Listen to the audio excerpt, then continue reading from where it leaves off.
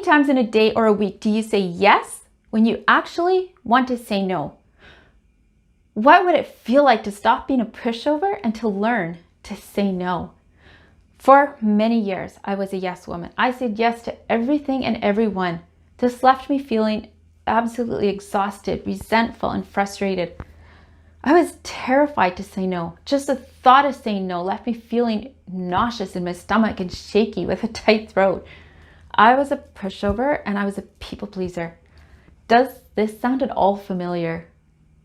Does it sound like you? I craved acceptance and validation from everyone because I was not giving it to myself. I did not accept myself, and I had incredibly low self-esteem and a lack of self-worth and low confidence. I was constantly worried about what other people might think of me. What impression am I making, and will I be accepted by you, was a question. It was like I was pleading, please like me. I'm desperate here for you to like me and validate my worth. So please, I will do anything for you if you'll just like me. Sounds a little crazy. You're absolutely not alone if you feel like you've done this yourself. Comment below with a yes or a no, and let's see how many of us have had this struggle. If you've struggled with saying no or with saying yes to people. Sometimes just a me too can give you the courage to change a pattern. Many people live life on a frustrating edge of guilt if you say no, and resentment if you say yes. People pleasing comes from a lack of confidence and low self-esteem, a belief that you're not enough or unlovable or unworthy, a belief that you're not likable for just who you are. And it creates a deep need to be pleasing, to please so that you are accepted. And often this deeply held belief begins in early childhood with patterns of pleasing and narratives confirmed over and over again with a need to say yes in order for you to like me, or you'll like me when I'm accepted and I'll be happy. And then with that I'll be happy, which is so far from the truth. So often people pleasers live life with resentment and unhappiness because they're not true to themselves, and they resent others for taking advantage of their generosity, which they didn't want to give in the first place.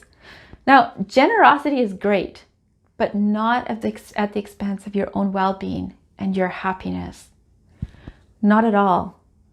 People pleasers have a need for everyone around them to be happy, and they will do whatever it takes and whatever is asked of them to keep the peace and the happiness intact. Making others happy makes them feel like they are contributing, that they are needed, which feels a need to feel important. They will put everyone else before themselves, sacrificing their own life for others, so that they have a sense of validation and a sense of self-confidence for the approval they get for saying yes to someone else. Their biggest fear is, what will they think of me? And will I be viewed as uncaring, selfish, or lazy? So rather they say yes instead of giving into that fear. So for fear, they will be cut off from someone's personal life or disliked, and even thought ill of for setting a boundary. It's a deep-rooted fear. So how can you stop being a people pleaser? First of all, find your voice and set boundaries. Take your power back and take control of your life. Sounds simple, right? But for a people pleaser, just the words, find your voice, can make you break out into a sweat of fear. Realize that you have a choice. Remember that you always have a choice to say no. Often people pleasers feel that they do not have a choice, but to realize that I have a choice. I can say no. It gives you your power back. Falling into the thinking trap of I have no choice leaves a person feeling like a victim, full of resentment for their jailer, the one that they said yes to. You can say no, and the sooner that you accept that it is a choice, the sooner you will embrace the choice and your no. Let your first response be, let me get back to you on that. Stall. Buy time to think about the process. This is a gift that you can give yourself that will become like your absolute best friend.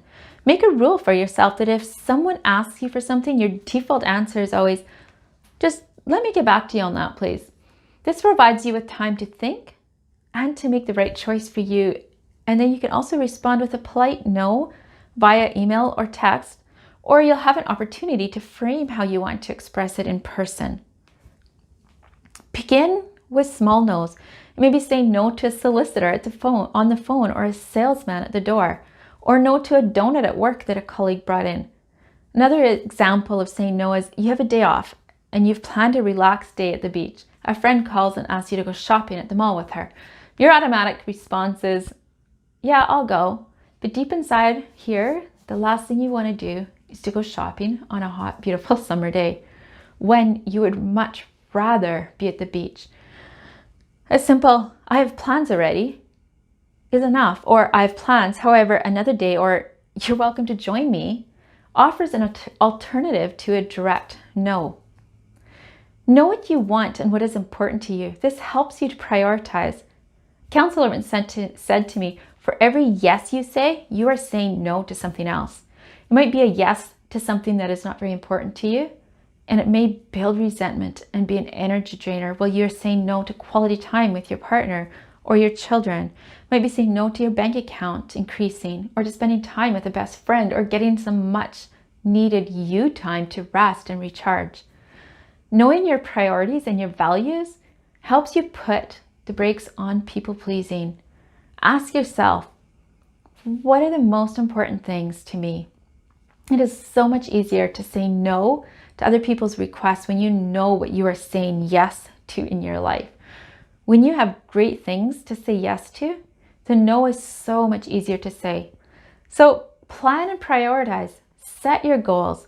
Know what your goals are, and if a possible yes does not align with your weekly goals, your 5-year goals, then you get to say no. If you choose to say yes, remember it was a choice that you made to say yes. That takes away the victim part. So ask yourself these questions, like, where do you want to be in 5 years' time?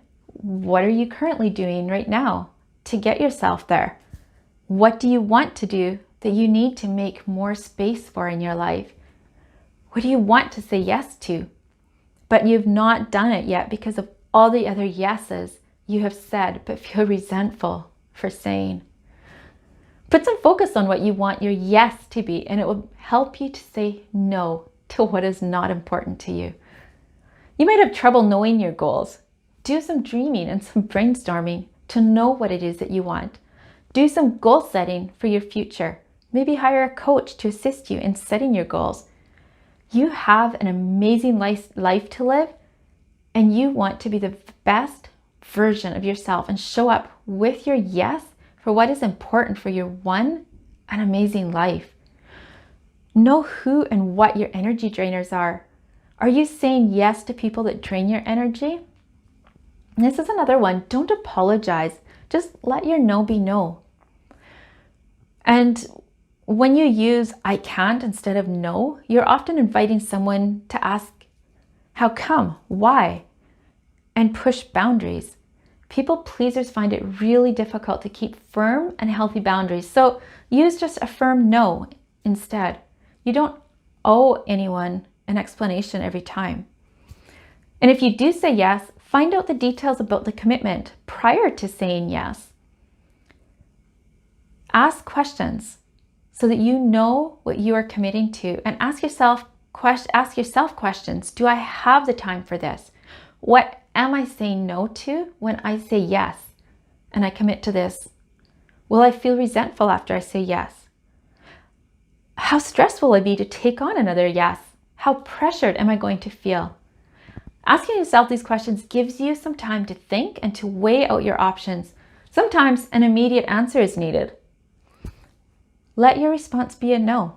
It is okay to say no. And because once you say yes, it is difficult to go back out and to change it to a no. Saying no leaves options to say yes later on, or saying yes to something else that's more important to you. So know that the first no to anyone is always the most difficult, but once you realize that you survived one no, it will be easier to say no the second time. And remember, for every no you are saying yes to something else. It might be a yes to yourself or to someone that you love. Saying no with conviction and assertion is important, especially if you're dealing with people that are boundary breakers or manipulative.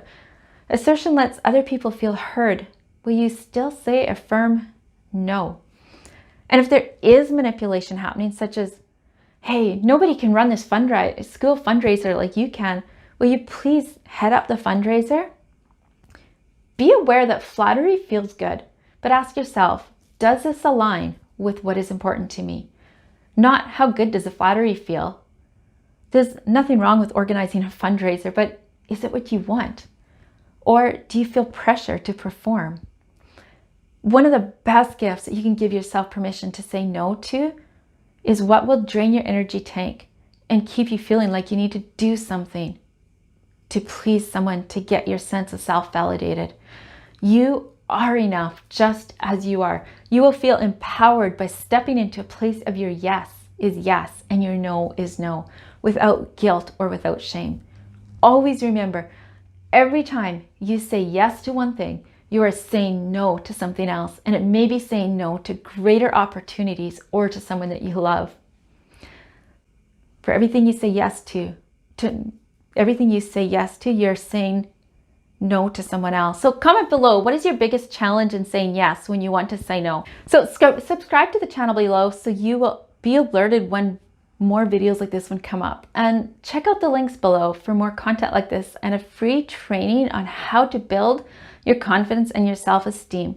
When you sign up for the free training, there will be an opportunity for a discovery session, a free discovery session. So thank you so much for listening, and I do look forward to chatting with you in the comment section. Again, let me know what resonated with you below and comment yes or no, and tell me what your struggle is in how to say yes and how to say no.